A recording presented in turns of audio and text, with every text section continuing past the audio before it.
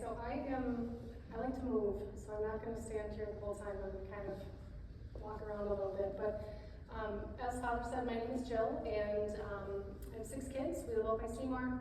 We have 2 out of high school, 2 still in high school. And 3 years ago, we became members here at St. Mary's, and we enrolled our 9 and 7-year-old, now 9 and 7, at St. Mary's, so they attend school here. And I'm really excited to be here. Thank you all for joining me this evening. So what are we doing here? We're talking about finding God at work and school. We're going to dive deep into this, and I have some takeaways for you. Hopefully everybody can leave here with some real situational examples that they can use in their everyday life at work and at school. So a little story about how we ended up here tonight. If any of you recall, a few months ago, Luke sent out an email that had, it was a video. He had all these wonderful workshops and Bible studies that he announced that were happening here at St. Mary's in the coming months, and I was like, these are amazing. I want to do them all. And then I thought, in my mindset of my entrepreneurial spirit, I sent him an email and I said, hey, just for future reference, if you're ever looking for ideas, maybe something about finding God in a business or at work. And he emailed me back and he goes, great, when do you want to do it? And I was like, no, I didn't mean that. But we got to talking and it evolved into finding God at work and school. It was originally going to be talking about just in business. But work can be a lot of things, and we're going to talk about that as we continue on. So I'm really excited to dive in here. So first things first, I'm going to give you the answer to this topic right out of the gates. Finding God at work and school, how do you do that? So it seems kind of self-explanatory in a couple of ways, but really it's very basic. So has anybody here heard the phrase, you need to be a good example? You need to set a good example? Older kids, you've probably been told that about your younger siblings. You're supposed to be a good example for them. And ironically, that's it. That's how you find God at work and school. We're done. We're all done. Just kidding. We're going to dive much deeper, and this is what's going to happen for the next 40 minutes. We're going to define some terms. So we're going to talk about the words evangelization and witness. Luke kind of mentioned evangelization earlier. We are going to define vocation and job, kind of go hand in hand, and the purpose of those in the Catholic Church. We're going to discuss virtue, specifically the importance of humility, and we are also going to talk about what you need to do internally, because there is some work that you have to do. It's not just going to happen overnight in order to be able to find God at work and or school. So I mentioned earlier about the workshops and the Bible studies that Luke had talked about. There is one on Tuesday evenings that I've attended quite a bit. And a few weeks ago there was discussion and there was this term that was brought up, and it was angelic sweetness. You remember? Angelic sweetness. Can anyone tell me what angelic sweetness is? No? Okay. Well, angelic sweetness is, I want you to think about a person as I list a couple of things here and see who comes to mind for you. Angelic sweetness is that person you have in your life that just makes you feel so good. When you're around them, you feel amazing. It's also that person that you find peace when you're around them, and you also find comfort when you're around them. Does everybody have somebody in mind? That's angelic sweetness. And that is not just because they're having a good day or because they were born with it. Maybe they were born with it a little bit, but it's because they choose every day to speak and live in a way that you can see God in them.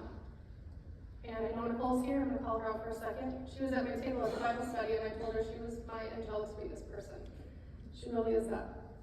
And you can be that person too. You can be that person with angelic sweetness. And you're probably wondering, why are you talking about angelic sweetness? This has nothing to do with this topic.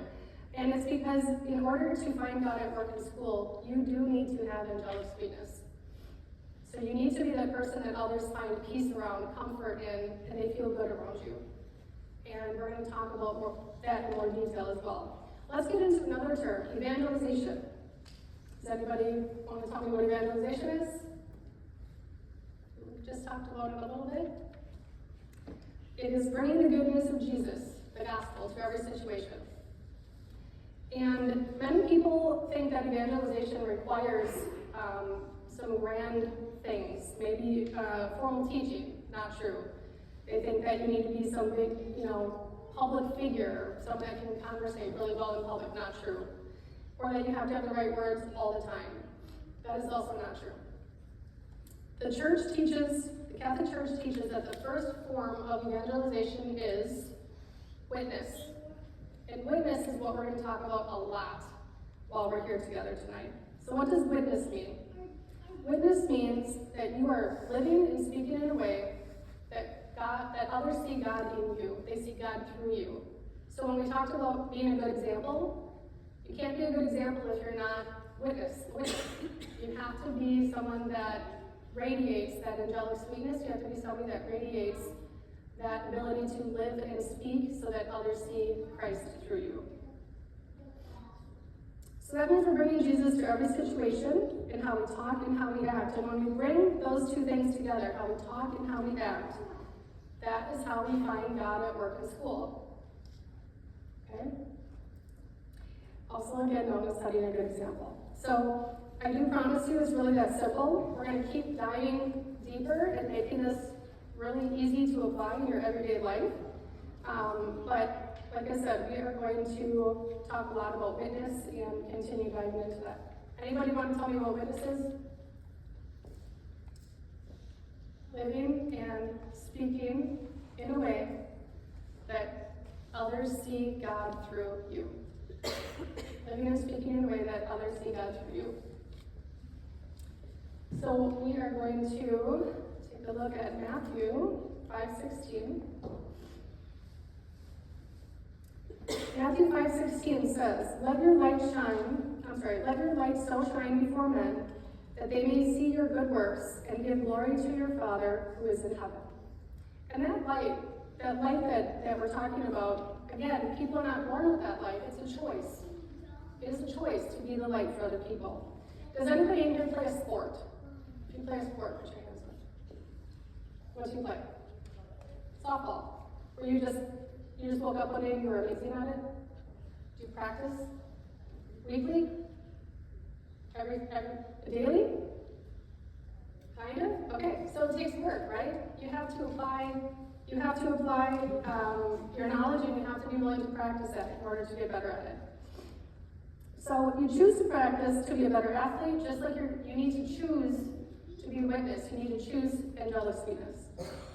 So being a light before others, or witness, or a light for others, or witness, again, you can tell me what witness is. I'm not kidding, I'm going to ask you this about 10 more times. So, living and speaking in a way that God sees others through you. We are responsible for being the light, okay? What we're not responsible for is forcing other people to look at it. And that is where part of evangelization comes in. So we're connecting some pieces here, but another saying. Have you ever heard the phrase, you can lead a horse to water? Finish it for me. But you can make it drink. Thank you. Same concept here. You cannot force the horse to the water. That's a phrase. You cannot force the horse to the water, but that does not mean that you stop trying to lead it there. So we're here to learn about and talk about how we can be the leader in our faith for other people, bringing that to work environments and school environments. So let's talk about your workplace and how it's a place of mission. Who can tell me what the vocation is? Anybody? No? I have candy if I need to start tossing candy out. Okay, a lot of people think a vocation is a priest or a nun, right? Your work, whether it's paid or unpaid, is a vocation, no matter what you do. And more importantly, think of your vocation as your service to God. Vocation is service to God. So I have a little exercise here. If everybody could stand up, please. Okay.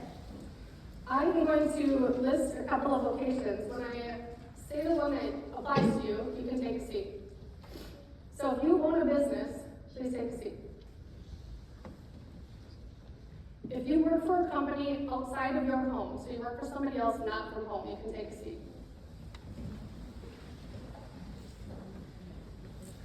If you work for a company from home, you work from your house, but you work for another company, you can take a seat.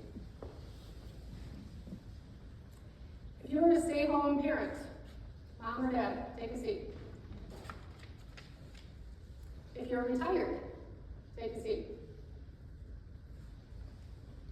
If you volunteer at your school, your church, another community program, anything that you volunteer for, take a seat. If you're a student, take a seat.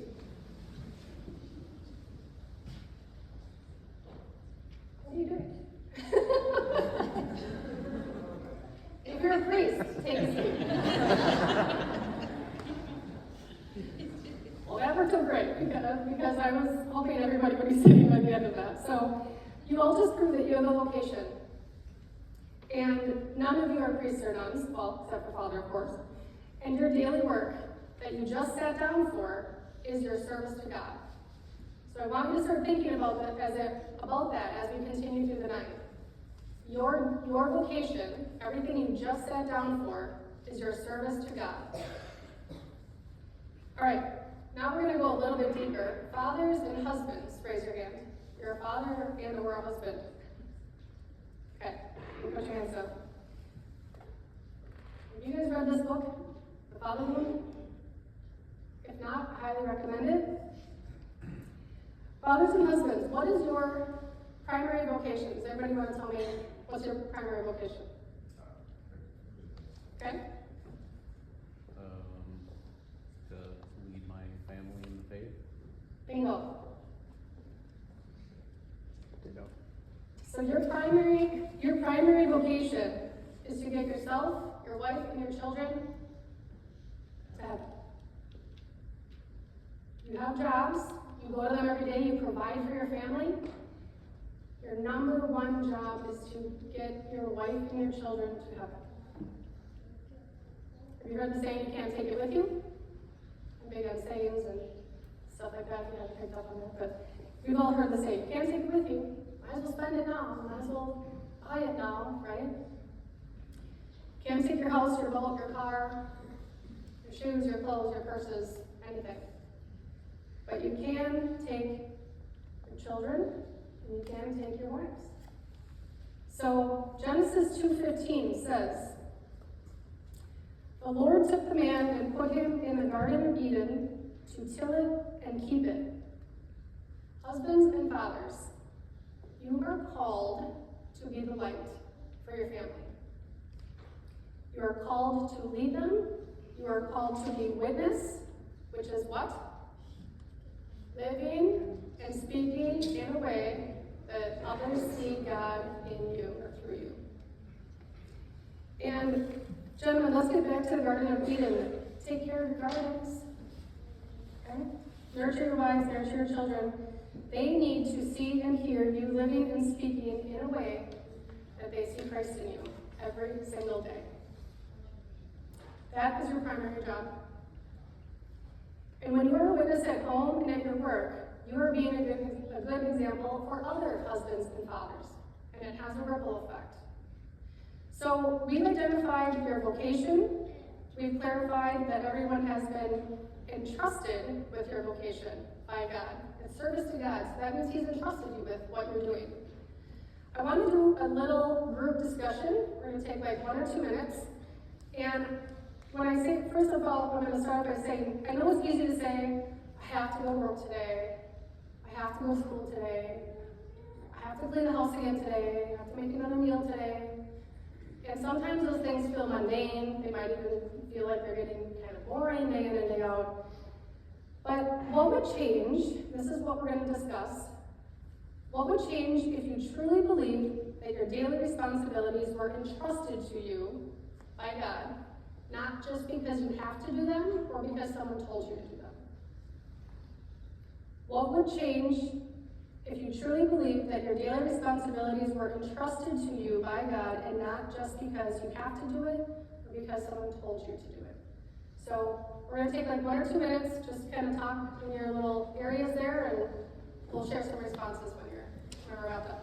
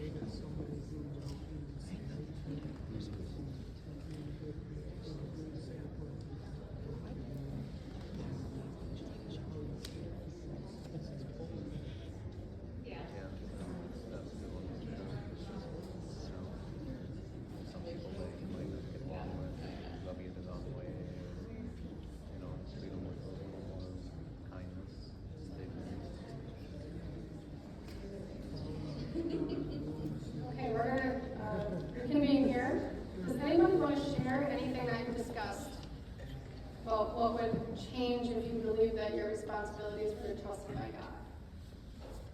Would anybody like to share? Yes. I would say I get to instead of I have to.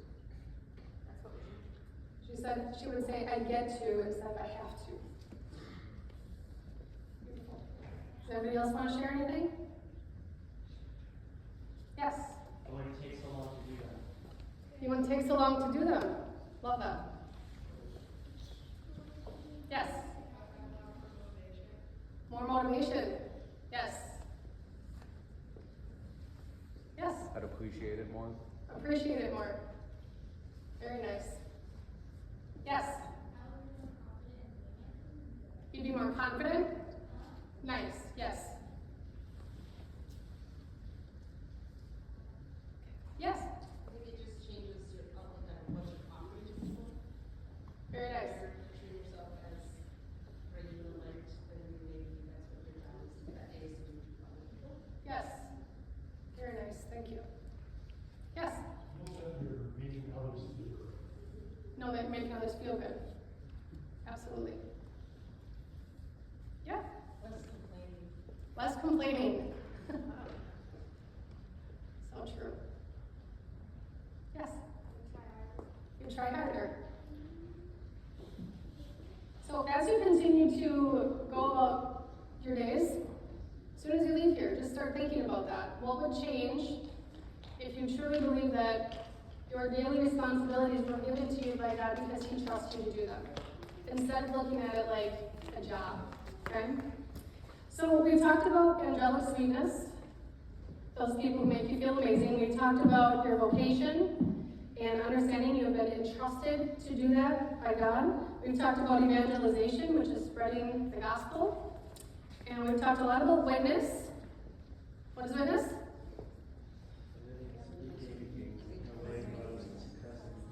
Living and speaking in a way that others see God or Christ through you. Thank you. You guys are getting it. You're a good crowd. Okay. So what about being a witness or evangelizing without words? So we're talking about living and speaking. What if you're in a situation where you can't speak? And there are situations like that. I worked in corporate America for a lot of years, and there were two things I was told never to talk about at work. Anybody tell me up there? Religion and politics. Religion and politics. So in environments where religious speech is restricted, this is very important. Virtue becomes proclamation. So let's define that. What is proclamation? An announcement. I proclaim something, right? And what is virtue? Virtue is behavior that shows high moral standards. So behavior is like living, and proclamation speaking, so we're right back to witness. What is witness? Living and speaking in a way that others see God through you.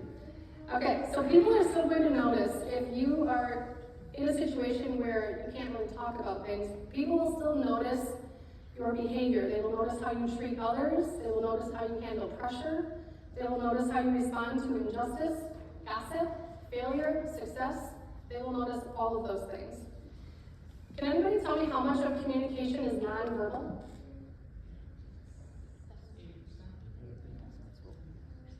I heard 70, 80, 93.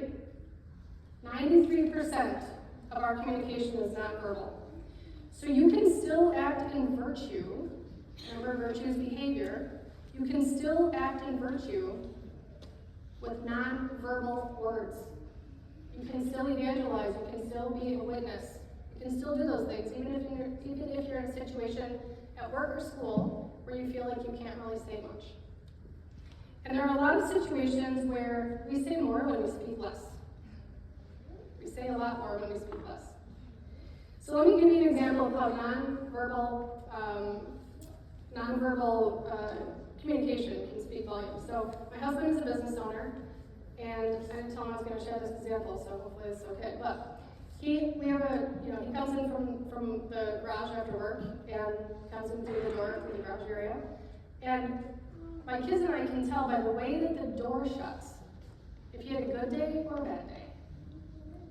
We can also tell So if the door shuts fast, he had a good day. And then he's walking fast. And you can hear his footsteps. He doesn't say a word, but the sound of the door and the footsteps indicate he's moving fast. He's on a mission. He had a good day today. And then he has the days where the door shuts a little slower, and then you hear like the kind of sound. That slower speed means Dad probably didn't have a great day today. He's not slamming doors, he's not doing anything inappropriate, but his nonverbal communication is speaking volumes, and he nonverbal hasn't said a word. So you probably can think of examples in your own families, in your own work environments, where that kind of thing happens.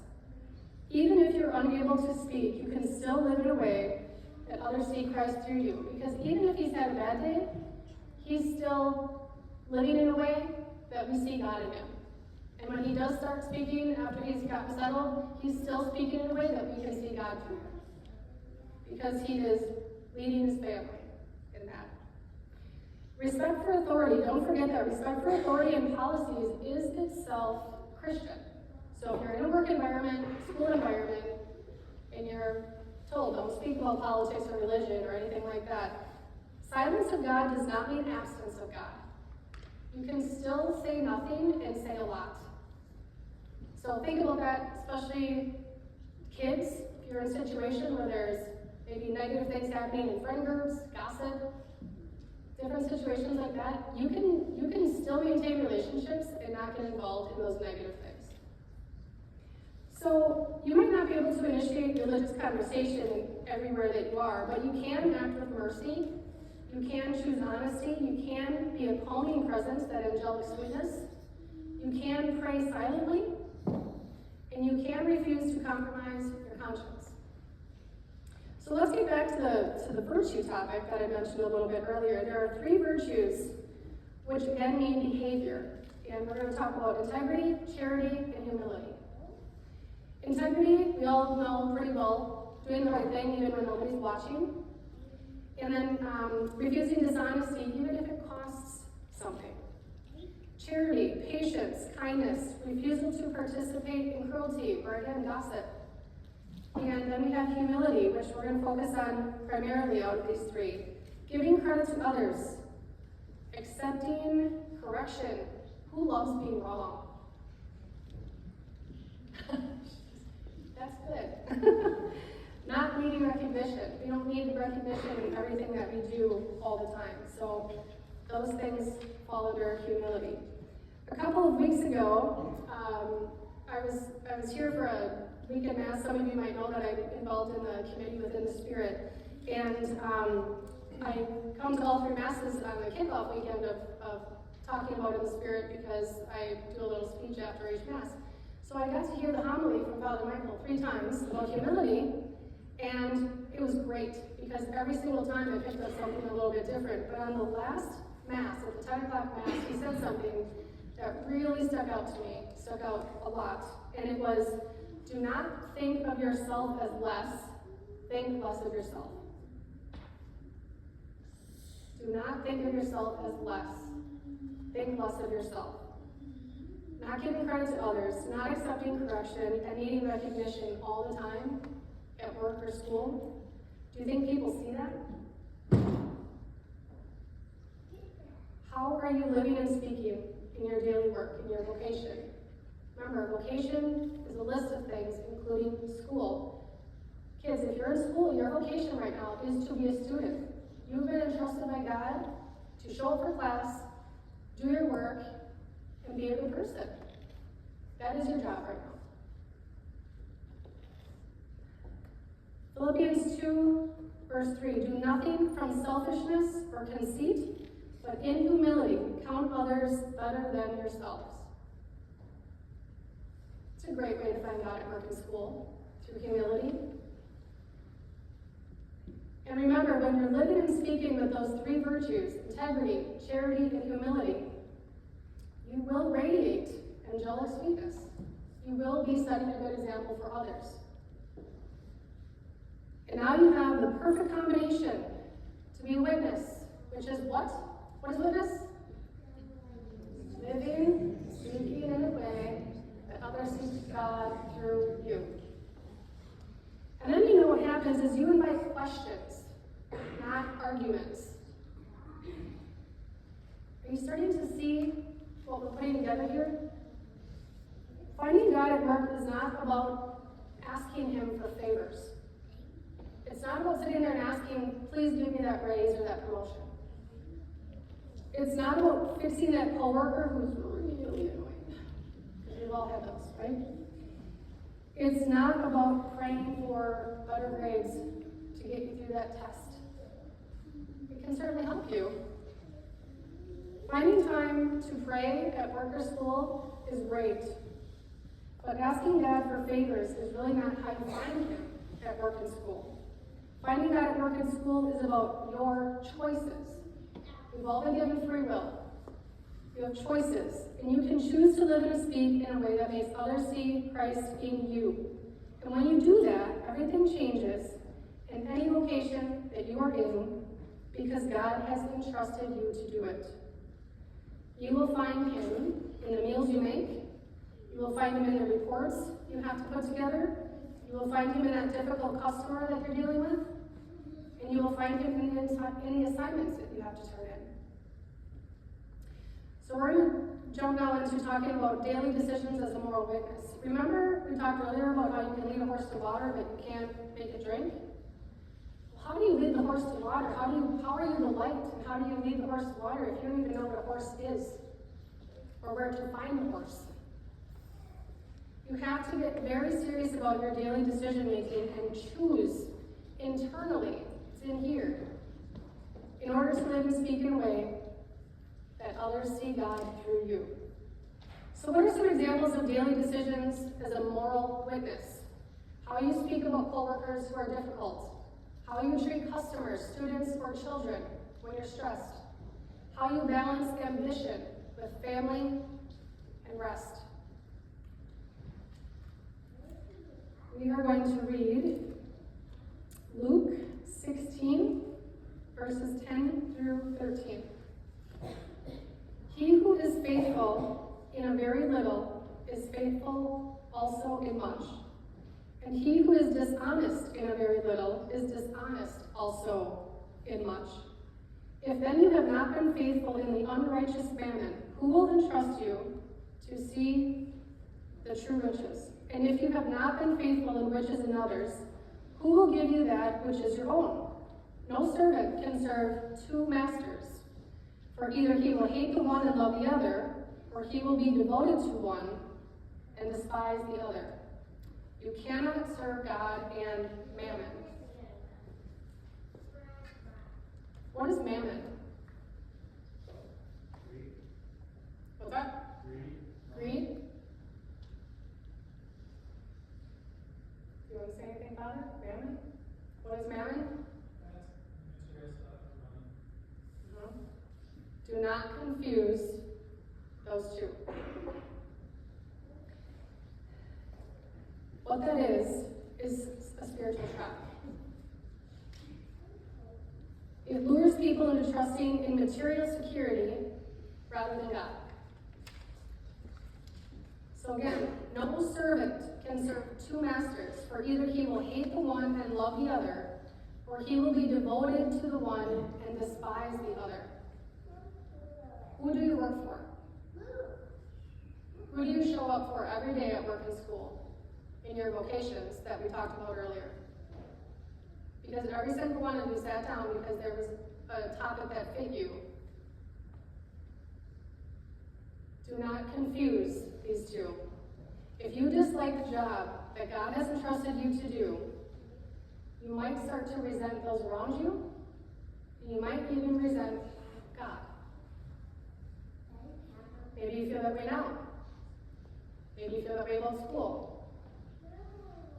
Don't go there, my friends. You cannot find God at work and school if you have messed up or mixed up who you are working for. You have been entrusted to do your vocation in service to God. And when you think about it that way, and when you truly believe that you are showing up for service to God, and not to make more money from materialism, everything will change for you. Keeping God at the center of your work and a mindset that what you do is in service to God protects you from that vicious trap of working for the wrong reasons. What are some of those wrong reasons? More money? I always like to ask people, what's enough? What do you need it for? There are situations where you need maybe more money, of course. But you have to be driven for the right reasons, and you still have to go back to the root that you're working to serve God. And you are working because you've been entrusted to do the job that you are doing, or be the student that you are being. Another thing that is the wrong reason might be a big shot title, social status. And when you don't fall for that trap, you can more freely choose to live and speak in a way that others see God through you. Witness. In 2016, I'm going to share a little bit of a story here, but I met a wonderful, beautiful woman named Josie. We were at a conference, and Josie and I, we became very, very close, very good friends. She ended up passing away in 2022, but her Catholic faith was so strong and so steadfast that even when she was so sick, in her worst of her worst, her very small children, she was diagnosed with a very rare cancer 2 weeks after she gave birth to her fourth child, her and her husband. But her faith was so strong that she still acted as a moral witness of her faith. She shared this on her Caring Bridge site. I'm going to read you it next week. For those of you not familiar with Caring Bridge, it's a site that a lot of people use to document journeys of a lot of times medical conditions and things like that. So she was so sick, people didn't even realize how sick she truly was because she was so strong in her faith. And she was acting as a witness all the time. So her husband and so many people were touched by what she posted on her Caring Bridge site that her husband, Andrew, put this entire thing I'm going to read to you on her headstone. The whole thing. And it goes like this. Friends, life is not owed to us. It is gifted. It is up to us to openly accept life however it is packaged to us. Never become the victim of difficult times. Giving praise in all things. Life can still be full when there is suffering. Choosing to be brave in those times doesn't have to be big, just intentional. The only way to get out of painful times is going through it, embracing it all. Finding God in your daily work and at school does not have to be big, just intentional. Just intentional. Don't participate in the drama at work or school. Don't complain about your boss, a customer, a teacher. Sometimes doing absolutely nothing is living and speaking so others can see Christ through you, that nonverbal communication. And remember, small, repeated decisions form a consistent witness. And consistency builds credibility, not only in your home or with friends or family, but definitely at work and at school. And when you start to understand this and put all these pieces together, and you're living and speaking in a way that others are constantly seeing God through you, the door is going to open.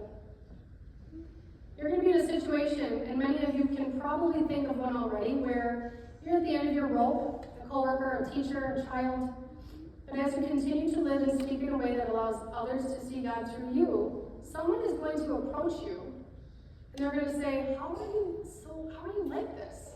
How are you so calm? How do you handle your stress so well? How do you stay out of all these negative things, all this drama, all this gossip? How do you do it? And that, my friends, is called an invitation. It is not a coincidence. Your small intentional words and actions have now set an example in which you have helped someone else to find God at work or at school. And now is your time that you let your light shine. You planted seeds with how you've been seen and heard treating others, with how you have handled pressure, with your humility, giving credit to others, not needing recognition for everything. You are radiating that angelic sweetness. And now, instead of dragging that horse, get to the water, try to drag that horse and force it to the water, the horse is coming to you. And it's saying, I am thirsty. I'm thirsty for what you have. Take me to the water. Little things are never little. Never. God uses ordinary people in everyday ordinary situations to accomplish extraordinary things. We are all very ordinary, and as Josie said, those everyday things do not have to be big, just intentional. It's a choice. And even if that horse came to you and said, they're ready to go to the water and drink it, and you took them, and then they changed their mind, no act of love, no act done in love is wasted. Does anybody know who said that? Anybody? Mother Teresa. You are still going to live and speak in a way that allows others to see Christ through you. Always. I want you to think when you leave here, what is one, again, not big, but intentional.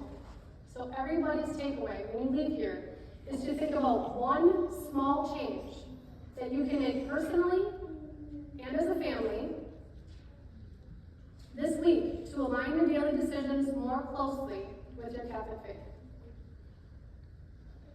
Way back in the beginning, I told you to think about your job as service to God. Rather than I have to do this,